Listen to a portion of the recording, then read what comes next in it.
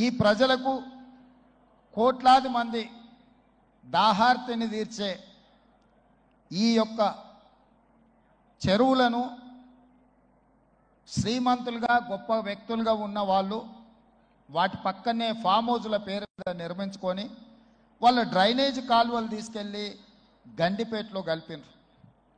నేను ఇక్కడ వేదిక మీద ఉన్న పెద్దలతో పాటు ఇక్కడ వచ్చిన భక్తులను నేను ఒకటే మాట అడగదలుచుకున్నా. ఇవాళ వాళ్ళ విలాసవంతమైన జీవితం కోసం నిర్మించుకున్న ఫామ్ హౌస్ల నుంచి వచ్చే డ్రైనేజ్ గండిపేటలో హిమాయత్ సాగర్ తాగునీటిలో కలిపితే ఆ నీళ్లు హైదరాబాదు నగరానికి తాగడానికి సరఫరా చేస్తుంటే వాళ్ళు నిర్మించిన అక్రమ నిర్మాణాలను వదిలేస్తే ఇక నేను ప్రజాప్రతినిధిగా విఫలమైనట్ట కాదా మీరు ఒక్కసారి ఆలోచన చేయండి. అందుకే ఒత్తిడి వచ్చినా మిత్రులకు ఫామ్ హౌజులు ఉన్నా ఏవి వదలకుండా హైడ్రా అనే ఒక సంస్థను ఏర్పాటు చేసి తెలియకుంటేనే ప్రజాప్రతినిధులం కొన్ని మన దినచర్యల్లో భాగంగా కొన్ని తప్పిదాలు చేస్తుంటాం. తప్పులు తెలవకుంటేనే కొన్ని తప్పులు జరిగిపోతుంటాయి. మరి ఆ ఖాతాను సవరించుకోవడానికి ఆ బ్యాలెన్స్ షీట్ను సవరించుకోవడానికి తెలిసి కొన్ని మంచి పనులు చేయాలని నేను ప్రగాఢంగా విశ్వసిస్తున్నా, నమ్ముతున్నా. ఆ తెలిసి చెయ్యాలనుకుంటున్న మంచి పనులో భాగము ఈ చెరువులను చెరబట్టిన వాళ్ళ నుంచి విముక్తి కలిగించాలన్న ఏకైక లక్ష్యంతోనే ఈరోజు చెరువులను ఆక్రమించుకున్న వాళ్ళను ఎవరిని వదలకుండా ఉక్కు పాదంతో అణిచివేయాలన్న ఆలోచన, అందులో నిర్మాణాలను ఏ ఒత్తిడి వచ్చినా వెనక్కి తక్కకుండా తొలగించాలన్న ఆలోచనతోనే ఈరోజు ఈ చెరువులలో ఉన్న అక్రమ కట్టడాలను కూలగొడుతున్నాము. దీనికి స్ఫూర్తి భగవద్గీత అనే కురుక్షేత్ర యుద్ధ సందర్భంలో అర్జునుడు ఆయుధాలను కింద పడేసి రాజ్యం కోసం భీష్మ పితామహుడు, అదేవిధంగా కర్ణుడు, దుర్యోధనుడు, దుశ్శాసనుడు నా సహోదరులందరూ ఆ పక్కన నించుంటే ఈ రాజ్యం కోసం వాళ్ళందరినీ సంహరించడం, వాళ్ళని సంహరించి రాజ్యాన్ని సాధించుకోవడం ద్వారా ఏమి ఉంటుంది, ఏం మనశ్శాంతి వస్తుంది అని చెప్పి అర్జునుడు యుద్ధతంత్రం నుంచి తప్పుకుంటా అన్నప్పుడు శ్రీకృష్ణ భగవానుడు బోధించిందే భగవద్గీత. చంపేదెవరు, చంపించేదెవరు, లోక కళ్యాణం కోసం నీ బాధ్యతను నెరవేర్చాల్సిందే.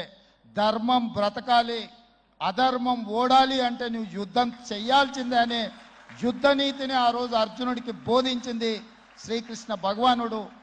ఇవాళ ఆ శ్రీకృష్ణ భగవానుడి బోధనానుసారమే ఈరోజు ఈ చెరువులను కాపాడే కార్యక్రమాన్ని నేను తీసుకుంటున్నా. నాకు తెలుసు ఈ చెరువులలో నిర్మాణమైన విలాసవంతమైన ఫామ్ హౌజులు ప్రభుత్వాన్ని ప్రభావితం చేయగలిగిన స్థానాలలో ఉన్న చాలామంది వ్యక్తులు ఉన్నారు.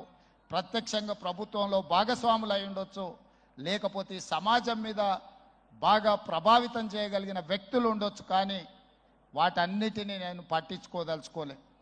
ఇది భవిష్యత్ తరాలకు, ఇది రాజకీయాలకు సంబంధం లేదు. నేను స్పష్టంగా చెప్పదలుచుకున్నా.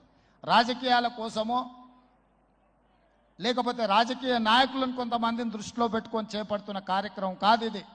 భవిష్యత్ తరాలకు, మన పిల్లలకు, వాళ్ళ పిల్లలకు వారసత్వంగా మనం అందించే సంపద ఈ సరస్సులు, ఈ నదులు, లేకపోతే ఈ రోజున్న ఈ చెరువులు. ఈ ప్రకృతి సంపదను మనం విధ్వంసం చేస్తే ప్రకృతి మన మీద కక్ష కడుతుంది. ప్రకృతి మన మీద ప్రకోపిస్తే మనం చెన్నైలో చూసినాం, అదేవిధంగా ఉత్తరాఖండ్లో చూసినాం, నిన్నగాక మొన్న వాయనాడు మనం కేరళలో చూసినాం.